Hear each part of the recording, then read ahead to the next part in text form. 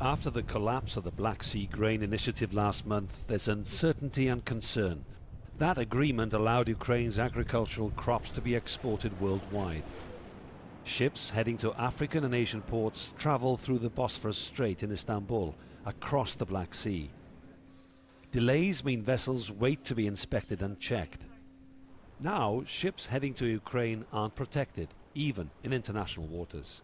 We realized it from the very beginning, because when this grain initiative was signed on 22nd of July last year, on 23rd we have the shoot and the hit of rockets in the Odessa port. In the next day, they show that they not respect international agreements, nothing.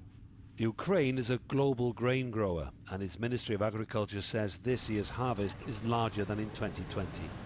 But with ports bombed and grain silos destroyed, tens of thousands of tons of grains aren't reaching their intended markets, especially as officials complain Russia is interfering with Black Sea shipments. That doesn't stop companies trying to increase business where they can and remaining optimistic about exporting food and other goods. I hope our security service of Ukraine, our Navy, will have some gifts for them, for the infrastructure, if they will continue to destroy our ports, because they have the same ports in Black Sea. Ukraine usually exports 60 million tons of grain annually. This year the drop in exports hits traders, but also the farmers' incomes.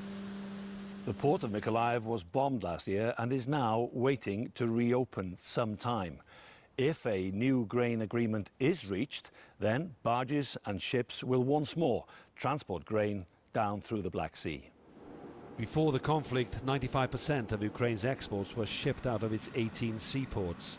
Trade has been limited to just 3 ports during the grain agreement. Now even that has become precarious, which is why roads and railways are being used. Those who export the grain, yes, they will have less profit than before, because this new logistic is more expensive, as by using railway transportation, as cars, as don't know, ships. So that's these people, this part of economy will lose. War is often said to be good for business, but thousands have lost their jobs and homes. Others try and make the best of it, as several of Odessa's beaches have been reopened. People come to forget the horrors of the last 18 months. Yoloat David, CGTN, Odessa, Ukraine.